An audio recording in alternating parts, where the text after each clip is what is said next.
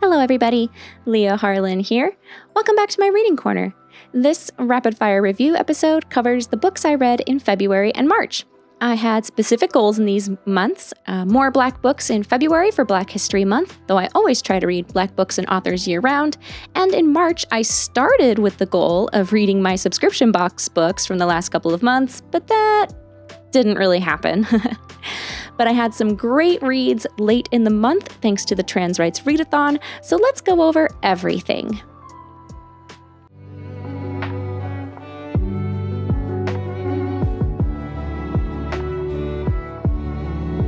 The first book on the list is The Gilded Ones by Namina Forna. This is a book that I saw on plenty of rec lists, so I prioritized it for Black History Month. It's about Decca, a girl who lives in a world where women are subjected to a test at the age of 16 to determine their purity. Decca's blood runs gold, which marks her as impure, and after undergoing imprisonment and torture, she is rescued by a strange woman, whom she calls White Hands, and is taken to the capital. There, she joins an army of girls just like her who are trained as Alaki, warriors that utilize their strange blood and powers to become near immortal weapons for the Emperor in a war against monsters. But Decca is different from the other Alaki and has strange abilities that the others don't, and while at first she only cares about earning her purity and freedom by serving in the army, eventually she begins to uncover secrets that threaten to unravel everything she's ever known. I had a slow start to this book, and I tried listening to the audiobook for a bit, which did help with some name pronunciations, but once I got to a certain point in the story, it became impossible to put down. The world building was really interesting, and the characters, especially the other Alaki and White Hands, were really great, and I'm interested in where the sequel will go because it had a very unexpected ending for me. The next book is Amari and the Night Brothers by B.B. Alston. This book is the new Harry Potter for me. I will never stop recommending this over Harry Potter from now on. It is full of beautiful Black girl magic. It doesn't shy away from the racism and bigotry that Amari is victim to, and it has great world building, like the kind of world building we didn't see from the Harry Potter series until around book 3, like Prisoner of Azkaban. So, Amari's brother has been missing for months, and everyone around her seems to have given up, but she knows that he's still out there somewhere. He's always been brilliant and destined for greatness, but he turned down the prestige of Ivy League University to work this mysterious secret second job. And when Amari receives a strange package from him one day, she finally understands why he had to hide it. Her brother was a magical detective, and now that he's missing, he wants to give her a ticket to a better life just like the one he got by sponsoring her admission to the summer program at the Bureau of Supernatural Affairs. But Amari realizes quickly that she's a misfit in more ways than one. Most of the other kids are legacies that have grown up in the supernatural world among the elite and powerful, and when each of them has the opportunity to get a natural talent enhanced to supernatural levels, Amari becomes a magician, which is illegal. So now, not only does she need to compete against these other kids for a spot in the program, she needs to convince everyone that she isn't the enemy too. Oh, and she's not allowed to use her powers. Amari is willing to deal with everything the Bureau throws at her if it means finding her brother. But the supernatural world at large is approaching disaster, and she might be getting involved in that too, whether she wants to or not. Amari is not just relatable in the typical coming-of-age qualities that we love, but also in her love for her family and her complicated feelings of being compared to her very brilliant genius brother and her struggles with fighting for her place despite all of the unfair obstacles being thrown her way in the program. This book writes about the supernatural world in a way that feels playful but still very fleshed out, so I liked it even though I usually struggle with urban fantasy settings. Even the other kids around her are well-rounded. The bullies aren't just one-dimensional kids that we hate. The friends have their own problems to deal with. They're not just playing supporting role to Amari.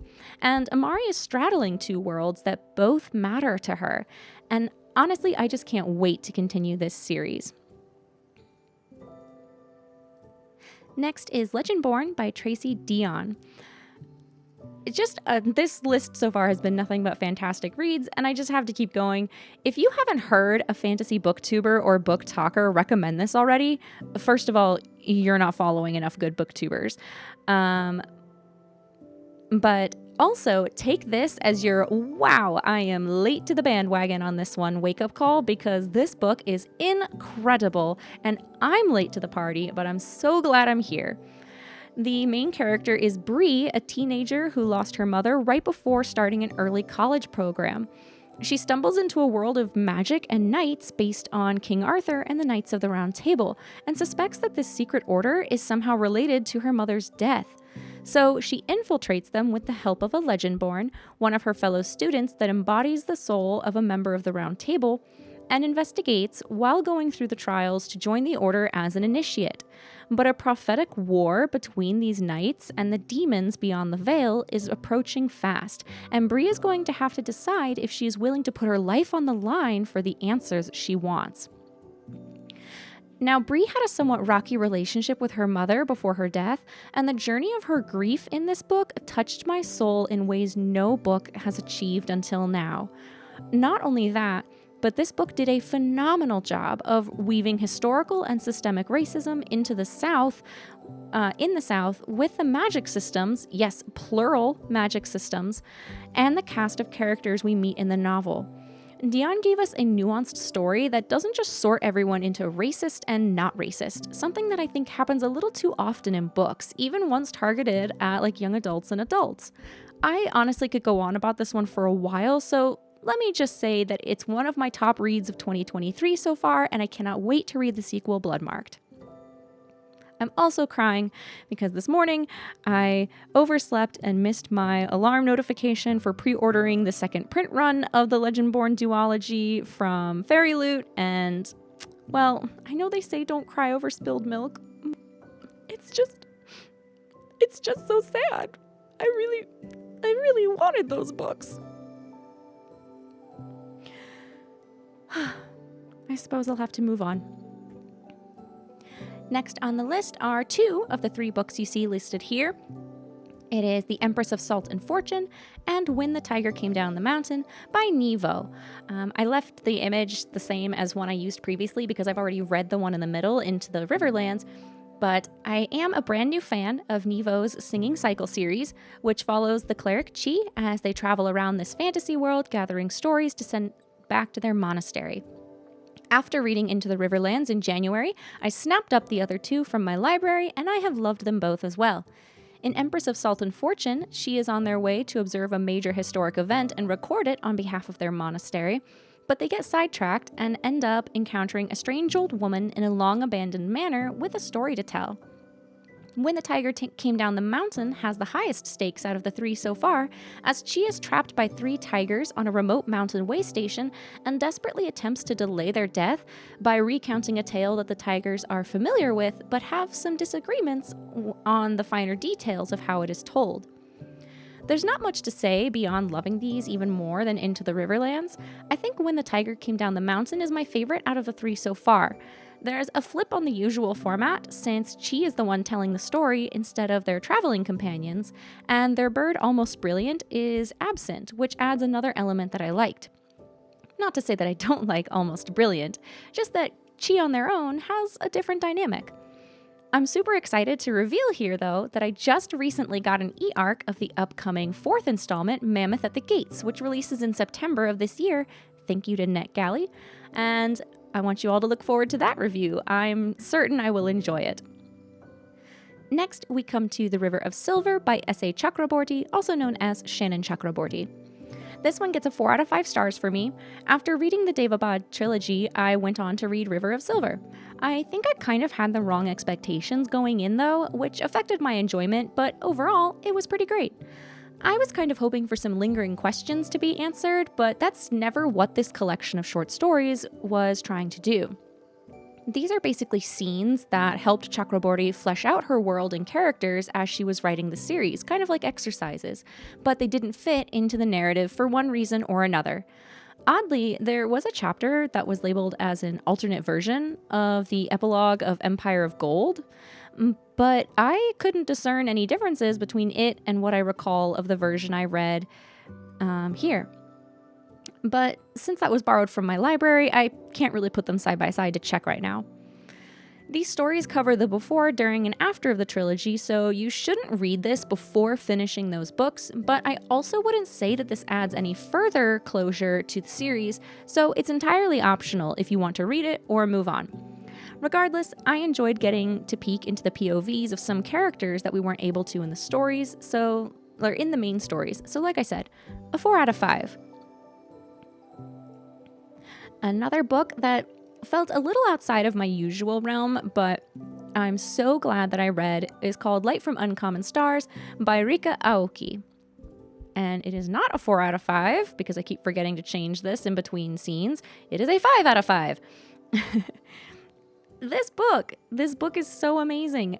This is one of those books that makes you wonder, how do people come up with stories like this? Stories that are so beautiful, so encompassing, and so out there that you find it hard to even categorize by conventional labels. This book left me catatonic for the rest of the day after finishing it, and I kind of want to immediately go back and do a reread, but with annotations, like annotating it as I go this time. It's so hard to explain what this book even is, but I'll do my best. You've got Shizuka Satomi, a woman who made a deal with the devil and is on the cusp of fulfilling her bargain after so many years. There's a Katrina Nguyen, a runaway transgender girl with a soul-shaking talent for the violin, but a heartbreakingly grim outlook on life. And then there's Lan Tran and her family, space refugees who take over a local donut shop and don't understand what makes humans tick at all. But all of them end up tangled together in this sci-fi fantasy, and I just can't recommend it enough. You might not be able to see where it's going at first, or what the message is. And even if you think you figured this book out, you will be wrong on some level. But that's part of what makes it so amazing. Oh my god, you guys, it's the book police. They're coming. I will probably never look at donuts the same way. That sounds weird, but once you read the book, you will get it. Donuts. Donuts are so central to this story. The final novel that book that I read in February and March is Cast: The Origins of Our Discontents. If you've read my vlog series, if you've been watching my vlog series, you know that this is a book that I had to read for one of my courses this semester, and I've been writing reflections on it as I go, and we've been discussing it in class a lot.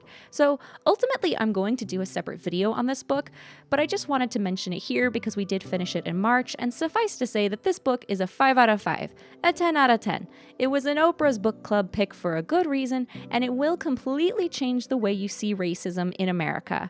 I want everyone to read this book. I want this book to be required in high schools everywhere. That's all I'm going to say about it for now, but look forward to the full-length review in another video. Moving on to all of the graphic novels and manga that I read in February and March, we'll start with Wake, The Hidden History of Women-Led Slave Revolts by Rebecca Hall. This was another one that I read for I did not read it for, did I? Did I read it for a graphic novel? Did I read it for my class? Let me check. Okay, no. Technically, no. I did not read it for my class. I think I remember wanting it to count for one of my class picks, but I ultimately did not use it.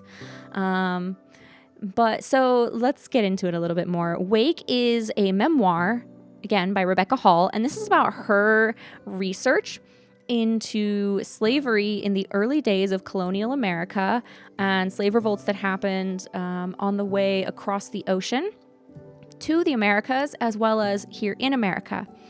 So this, and particularly she focuses on trying to close the gaps and the holes in our historical records, particularly regarding the women who likely read some of the recorded revolts that happened during the era of chattel slavery. This memoir was heavy, it was traumatic, but it was so important to her, and it became important to me while reading. Framing the content around Rebecca's perspective in her research really helped ground me as I was reading this, and I think it was a far better experience than if I was only reading the contents of her research without her narrative. So I highly recommend this book. Again, very heavy content. I can only imagine how traumatic it was for Rebecca herself doing this research, as I followed along and got the illustrated version to accompany it, and also her support in this in the way that she decided to present the work. The next one I read was Messy Roots, another memoir, this one of a Wuhanese American by Laura Gao. So being a memoir, that's who it's about. This one was recommended by a classmate in my graphic novels class, so I read it on my own time. Laura Gao shows us her life story starting in rural China in the Wuhan district, through to her move to the United States and the conflict in identities she feels that has negative effects on herself. She has to grapple with these and untangle them as she gets older, and I appreciated the raw honesty with which she faces these parts of herself in this book. I definitely recommend this for people looking for more diaspora stories. I only rated this one a 3.5 because of the disconnect that I felt from Laura and her experiences. There wasn't a lot for me to relate to, but I still enjoyed it. So I do, again, highly recommend this. Next, we have The Prince and the Dressmaker by Jen Wang. This was another graphic novel that was recommended by a classmate, and I found it very cute and wholesome. This is a prince who wants to cross-dress and hires a seamstress who just made a bit of a reputation for herself to design fabulous, non-mainstream dresses so that he can go out under another name, that of Lady Crystalia. There was a little bit of conflict, but nothing too heavy, and the ending was just absolutely fantastic. It actually reminded me a lot of Princess Jellyfish, a manga I read years ago, so if you like this, you should check it out too, or vice versa. If you know Princess Jellyfish, you should definitely check this one out. Although being a standalone, it won't have near as much depth to it or plot as Princess Jellyfish did. And now, moving on, the next section of graphic novels and manga that I read is specifically for the Trans Rights Readathon, so all of these are either written by or contain transgender people. First up, we have the Tea Dragon Society collection by Kay O'Neill. This is cozy fantasy incarnate. It's heartwarming and it's simple, and it has gorgeous illustrations. This is a collection of small stories about people who live in harmony with tiny domesticated dragons who grow tea leaves on their bodies. So, there's like a jasmine tea dragon and a rooibos dragon and it's just so cute. A chamomile. Oh, chamomile was so precious. The author, Kay O'Neill, uses they, them pronouns, and the main character in Tea Dragon Festival is non-binary as well. And once again, I messed up and I haven't changed the rating because this book was a 5 out of 5. It was a super 5 out of 5, not a 4 out of 5. Okay, yeah, the main character in the second entry, Tea Dragon Festival, is also non-binary.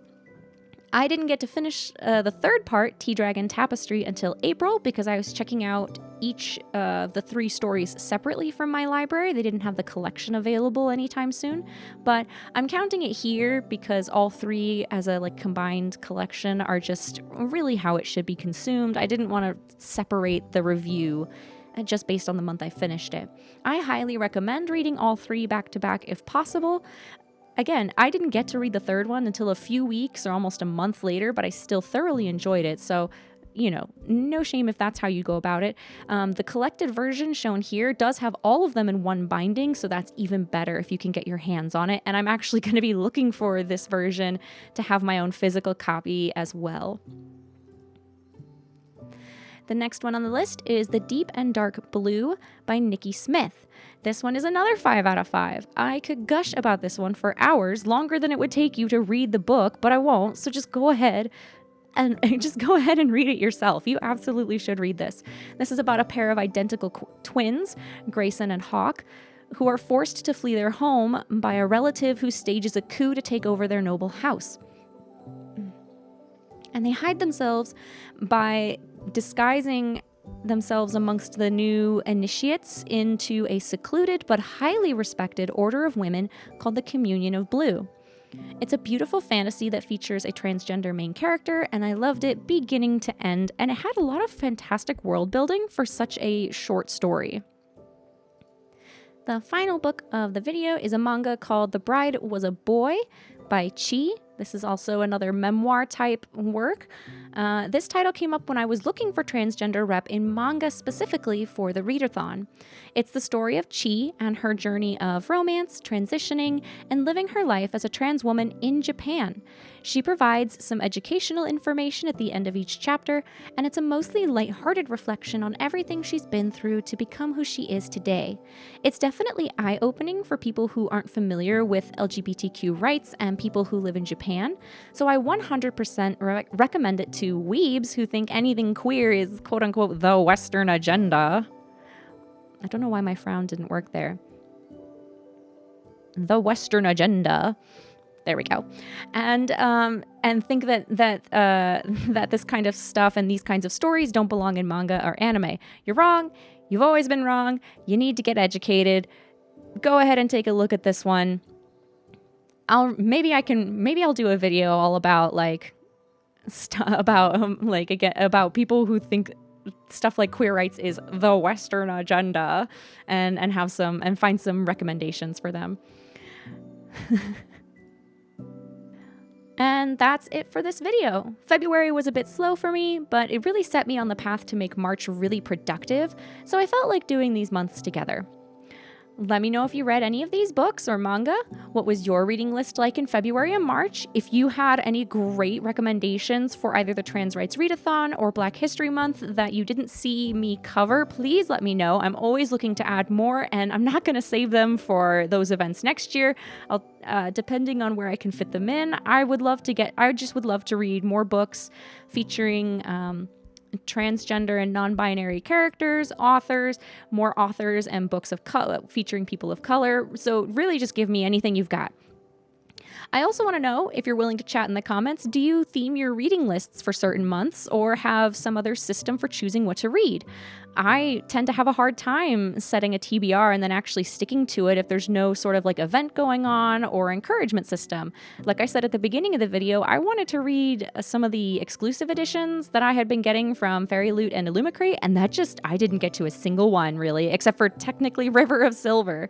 But that was, I had the sort of motivation for that one because it was attached to a trilogy that I loved. So a lot of the other ones I just haven't been that motivated to get to. If you enjoyed this video, please like, comment, subscribe, yada yada. Give me the engagement to satisfy our YouTube overlords. And that's all for today, patrons. I hope you read something interesting and come back soon.